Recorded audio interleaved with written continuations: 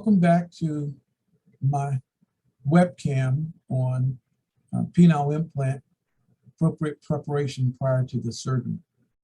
Now I'm typically sending you this video at about 1 week prior to your surgery because there are some things that I recommend that you just make sure of because if this is not done soon, then you won't have time to do it.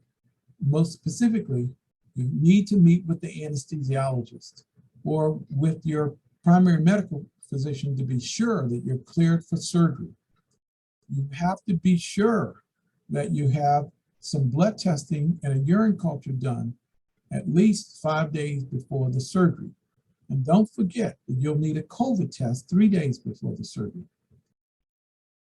I think it's very important. By this time, you should have already stopped or be stopping any blood thinners.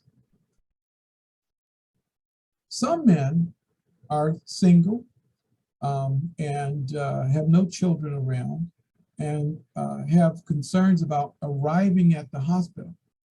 It is okay to drive yourself to the hospital, but of course you can't drive yourself home, especially for an outpatient surgery, and it is not preferred that you drive home the day after surgery. So many people will use a YouTube, not a YouTube, many people will use an Uber in order to arrive at the hospital. Some people will drive to the hospital, take an Uber home, and then come back and get their car later with a friend. But it's important that you make travel arrangements, transportation arrangements, well before the morning of surgery. 3 days before your surgery, we would prefer if you use an antibiotic soap to shower with. Nothing special, just use a soap instead of your regular soap. We prefer that you do not shave your genital area. These micro lacerations or microscopic tears that you could create in the skin beginning a couple days before surgery would actually increase our risk of an infection.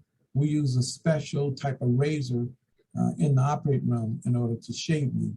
And actually, I end up doing the majority of my patients' shaves personally because it's just so important not to create a lot of nicks in the skin to lower the risk of infection.